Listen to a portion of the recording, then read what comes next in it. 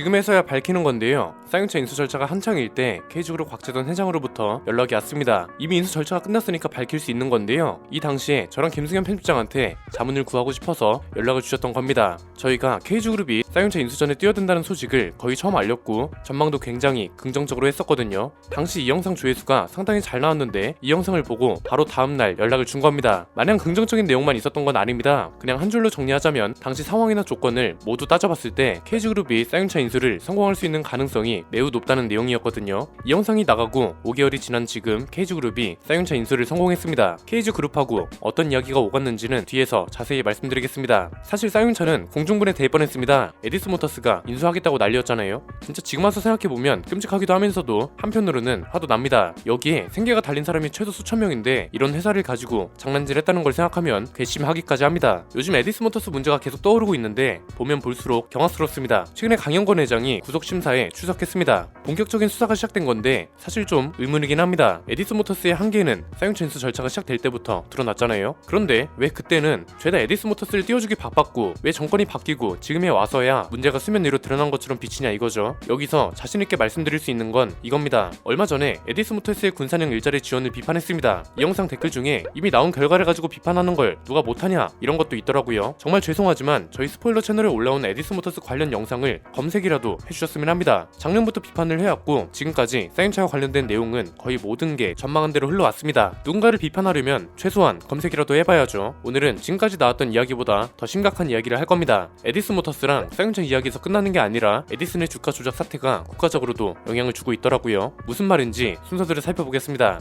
에디슨모터스 강영권 대표가 법원 구속심사에 출석했습니다. 이날 기자들이 혐의를 인정하느냐, 어떤 부분을 소명할 것이냐, 심사 연기를 요청한 이유는 무엇이냐, 소액주주 피해에 대해 어떻게 생각하느냐 이런 질문을 했습니다. 여기에 강영권 대표는 드릴 말씀이 없다 이렇게 짧게 대답했습니다. 원래 구속심사가 6일이었습니다. 그런데 심사 직전에 신문 대비 등을 이유로 7일로 구속심사를 연기해달라 요청한 건데 불과 몇 개월 전까지만 해도 쌍용차의 새 주인이라면서 화려한 조명을 받던 사람이 왜 하루아침에 이렇게 된 걸까요? 이번 구속영장의 취지는 자본시장법 위반 등의 혐의로 청구된 겁니다. 여기서 말하는 혐의는 뭐냐면 에디슨모터스가 쌍용차 인수의 우선협상 대상자였잖아요. 결국 인수대금을 내지 못해서 실패로 돌아갔는데 이 과정에서 허위 정보를 알려서 인위적으로 주가를 띄우고 이걸 통해 부당한 이익을 취했다는 겁니다. 그냥 쉽게 이야기하면 쌍용차 인수의 진심도 아니고 인수할 생각도 없었는데 우리가 쌍용차 인수해요 이렇게 말하면 흔히 말하는 호재가 되잖아요. 호재가 있으면 주식이 오르는 건 당연한 거고 이렇게 가짜 호재를 만들어서 부당하게 이득을 취했다는 겁니다. 이 대목에서 그런 생각이 드실 겁니다. 지금 에디슨모터스 때문에 피해를 본 소액 주주만 10만 명이 넘습니다. 피해 규모는 100억 원대에 달하고요. 이렇게 될 거라는 걸 그때 당시에는 몰랐는지 사기라는 걸 알 수 있는 기회가 전혀 없었냐 이겁니다. 크게 세 가지로 정리해드리겠습니다. 첫 번째는 에디슨모터스가 한창 언론 플레이를 할 때 주가 조작 혐의를 알 수 없었냐 이건데 그냥 냉정하게 말씀드리겠습니다. 애초에 이건 시작부터 말도 안 되는 일이었습니다. 쌍용차 인수 초기 때부터 말씀드렸던 내용을 같이 볼까요? 일단 에디슨모터스가 쌍용차를 인수할 수 없다고 판단한 근거는 세 가지였습니다. 첫 번째는 자금력입니다. 쌍용차를 인수하는 데에만 3천억이 넘게 들고 이후에 들어가는 회사 운영 자금, 신차 개발 비용, 홍보 비용, 판매 유지 비용, 직원 급여 이런 걸 다 포함하면 최소 1조가 드는 인수전이었습니다. 그런데 에디슨모터스는 회사 규모가 어땠나요? 그냥 쌍용차를 비교해보면 답이 나왔죠. 쌍용차는 작년 기준 매출액이 2조 4천억이 넘는 중견기업이었고 종업원 수만 4,350명에 달했습니다. 그런데 에디슨모터스는 매출액이 820억도 안 되는 중소기업이었고 종업원 수는 290명 정도였습니다. 그러니까 비유하자면 쌍용차의 부품을 납품하는 협력사가 쌍용차를 인수하겠다고 나선 꼴이었다는 거죠. 그래서 새우가 고래를 삼킨다는 표현이 나왔던 거고요. 그래 100번 양보해서 회사 규모 차이가 너무 크더라도 쌍용차 재무 상황이 좋지 못했잖아요. 그래서 새우가 고래를 삼키는 기적적인 일이 벌어질 수 있었다고 치자고요. 문제는 두 번째인데 대표의 자질입니다. 자동차 회사를 인수하려면 적어도 자동차 시장이 어떤 구조고 어떤 방향으로 나아가야 살아남을 수 있는 시장인지 파악은 하고 있어야죠. 그런데 하는 말이나 이때 당시 해왔던 것들을 보면 자동차 시장에 대한 이해도나 방향성 같은 걸 전혀 모르는 사람인 것 같았습니다. 무수 전기차 부활까지는 그렇다 치더라도 처음엔 전기차를 부활시킨다는 말에서 살짝 의문이 들었고요. 엑선 스포츠 전기차를 주행거리 1000km로 만들 수 있다는 말에서 아 이건 뭔가 잘못되고 있구나 이런 확신이 들었습니다. 세 번째는 에디슨모터스라는 회사가 어떤 회사냐 이건데 만약에 에디슨모터스가 전기차를 스스로 개발해서 생산도 스스로 하는 회사였다면 이야기가 달라졌을 겁니다. 그런데 뒤에서 자세히 살펴보겠지만 중국산 버스를 들여와서 국산으로 둔갑시키는 회사에 불과했습니다. 이때 이걸 지적했더니 네가 뭘 뭘 아냐부터 시작해서 포터 전기차랑 비교해도 에디슨모터스 전기트럭은 경쟁력이 없다고 하니까 비교군이 잘못됐네, 잘못이냐, 이런 온갖 욕을 다 들었습니다. 결국은 어떻게 됐나요? 중국산차를 들여와서 국내에서 시트 같은 것만 조립하는 수준임에도 불구하고 국산으로 둔갑시켜서 수백억에 달하는 보조금을 가져갔다는 걸 지상파 뉴스에서 지적하기 시작했죠. 결국 우려했던 모든 게 현실이 됐다는 건데요. 자금력도 없고 대표가 자동차 시장 자체를 제대로 이해하지 못하고 있고 회사도 자동차 시장에서의 비전이나 경쟁력이 전혀 없는 회사였고 이미 이 당시에도 충분히 드러나 있던 사실이었기 때문에 이게 잘못되고 있다는 걸 알 수 있는 기회는 굉장히 많았다는 겁니다. 두 번째는 만약 에디슨모터스가 사용차를 인수했다면 어떤 일이 벌어졌을까 이건데 생각만 해도 끔찍하죠. 인수까지는 어떻게 성공할 수도 있었겠죠. 그런데 그 이후에 운영이 가능했을까 싶은 겁니다. 아마 강용건 대표 쪽에서 결정권을 잡기도 전에 사용차 임원이랑 노조부터 반대했을 겁니다. 토레스가 출시됐을지도 의문이고 토레스가 지금처럼 좋은 전략을 가져갈 수 있었을지도 미지수입니다. KG그룹이랑 에디슨모터스의 가장 큰 차이는 방금 전에 말씀드렸던 대표의 자질에 있습니다. 말과 행동부터 다르거든요. 저는 글을 쓰는 사람이기 때문에 말과 행동을 분석하는 걸 굉장히 좋아합니다. 보통 여기에 모든 힌트가 들어있기 때문인데 에디슨모터스는 저희가 인터뷰를 하고 싶어도 거절밖에 안 했습니다. 스케줄이 바빠서 안 된다더니 나중에는 언론에 나가는 게 조심스러워서 어렵다고 했습니다. 그런데 KG그룹은 달랐습니다. 사실 많이 놀랐습니다. 우리 영상을 보고 회장이 직접 지시를 해서 자문을 구하고 싶다고 연락을 했는데 어느 회사 회장이 시장 분석하는 사람한테 연락을 해서 자문을 구하고 싶으니 보자고 하겠어요. 이때 코로나 증상 때문에 결국 만남은 성사되지 못했습니다. 대신 전화 연락은 꽤 자주 주고받았습니다. 시간이 좀 지나고 왜 하필 저랑 김승현 편집장한테 자문을 구하고 싶었던 건지 물으니까 답변도 굉장히 솔직했습니다. KG그룹은 자동차 회사를 운영한 경험이 없기 때문에 사용차를 인수하기 전에 자동차 시장을 완벽하게 이해하고 자동차 회사 운영에 필요한 것들을 배우기 위해서 회장님이 직접 연락을 지시했다는 거였습니다. 이것만으로도 참 대단하다는 생각이 드는데 사용차 인수가 최종 마무리되기 한 달 전쯤에도 연락을 했거든요. 전화 연락은 계속 하긴 했어도 만남은 성사되지 못했기 때문에 혹시 도움이 필요하시면 말해달라고 했는데 회장님께서 꽤 빠른 시간에 자동차 시장을 이해하시고 경영 방향도 잡으셨다, 이런 답변을 받았습니다. 실제로 눈에 보이는 결과를 보여줬잖아요. 토레스가 대박이 났고 사용차 점유율이 상승하고 벌써 토레스의 성공을 이어갈 신차 테스트카도 돌아다니기 시작했습니다. 이걸 보면서 느낀 건 KG그룹은 시장 이해가 굉장히 빠르고 경영 전략을 세우는 것도 현실적이면서 요즘 소비자들이 어떤 걸 좋아하고 뭘 원하는지 아주 정확하게 파악하고 있다는 겁니다. 에디슨모터스랑 완전히 반대되는, 사실 비교도 안 되는 수준이라는 거죠. 세 번째는 이제 사용차는 KG그룹 손에 들어갔기 때문에 에디슨모터스로 인한 피해는 없을 겁니다. 문제는 에디슨모터스가 저질러 놓은 일들 때문에 국가적 손해가 심각해질 수 있다는 건데요. 이건 두 가지로 나뉩니다. 하나는 국가적 피해, 하나는 외교적 피해입니다. 일단 국가적 피해부터 보면 에디슨모터스 하나 때문에 지금 군사능 일자리가 휘청인다는 말까지 나오고 있습니다. 회사가 주가 조작 혐의로 조사를 받고 있을 뿐 아니라 회사 운영 자체가 말도 안 되는 구조니까 당연하죠. 몇 개월 전부터 말씀드렸던 중국산 버스를 조립해서 국산으로 둔갑시키는 이 운영 구조가 수면 위로 드러나기 시작했습니다. 에디슨모터스가 우리나라에 버스를 어떻게 팔고 있냐면요, 중국 장수성이 JJAC라는 회사의 제품을 들여와서 시트랑 전기 장치 정도만 국내에서 조립을 합니다. 이걸 국산으로 인정해준다는 게 문제죠. 이런 댓글도 있더라고요. 야, 현대차도 중국산 부품이 들어가는데 뭐가 문제냐 이러는데, 현대차는 중국산 자동차를 들여와서 국산으로 둔갑시키는 게 아니잖아요. 부품 일부가 중국산이지 자동차라는 제품 자체가 중국산이 아니라고요. 연구 개발 단계부터 시작하는 회사랑 중국에서 만들어진 제품을 들여와서 메이드 인 코리아로 파는 걸 비교하는 건 대체 뇌 구조가 어떻게 된 건가요? 에디슨 관계자인가요? 생산 과정 자체가 시트 같은 것만 조립하면 되는 수준이니까 이 넓은 공장에서 실제로 작업을 하는 공간은 고작 이 정도밖에 안 됩니다. 이렇게 해서 얼마를 받아갔냐고요? 버스 보조금이 대형은 1억 4천, 중형은 1억입니다. 저상 버스는 보조금이 더 많이 나갑니다. 작년 한 해 동안 팔린 에디슨모터스 버스가 99대입니다. 보조금으로만 나간 돈이 140억에 달한다는 거죠. 여기서 끝날까요? 에디슨모터스가 투자한 게 284억 원이거든요. 지난번 영상에서도 말씀드렸죠. 자동차 공장에 284억을 투자하는 건 굉장히 적은 거라고요. 라인 하나만 재정비해도 1조 가까이 들어가는 게 자동차 공장입니다.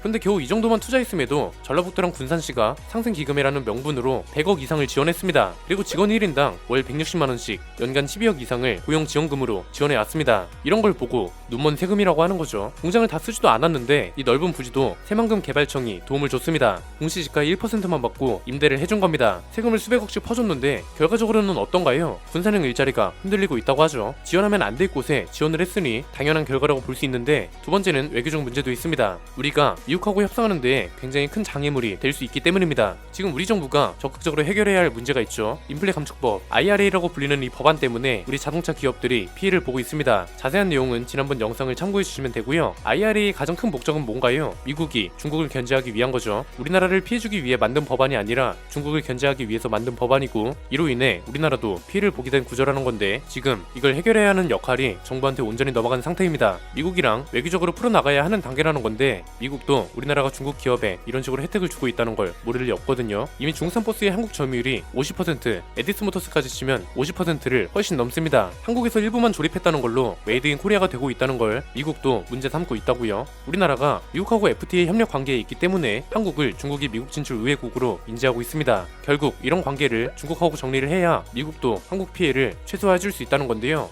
에디스 모터스가 아주 안 좋은 사례를 만들었고, 이게 심지어 현재 진행형이고, 찾아보면 이런 구조로 이득을 취하고 있는 회사가 굉장히 많을 겁니다. 쌍용차한테 가는 피해는 사실상 끝났습니다. 그런데 이게 국가적, 외교적 피해로 이어지고 있다는 거고요. 대체 이 일과 관련된 공무원과 국가기관은 뭘 보고 이런 회사에 세금을 퍼줬냐 이겁니다. 이거 지금이라도 일자리 정책이나 중소기업 지원 정책 기준을 싹 다 갈아엎어야 한다고 봅니다. 에디스 모터스만 해도 벌써 몇백억입니다. 다른 회사들까지 파헤쳐보면 수천억이 될지 수조원이 될지 모르는 일이거든요. 진짜 최악의 상황이었으면 이런 회사가 쌍용차까지 인수했을 거고, 중국에 기술이 유출되고 쌍용차가 공중물에 됐을지 누가 아나요? 지금이라도 바로 잡아 나갔으면 하는 바람입니다. 오늘 내용 여기까지입니다. 내용이 유익하셨다면 구독과 좋아요, 알림 설정 부탁드립니다. 저는 김승현 안피디의 스포일러 안피디였습니다. 감사합니다.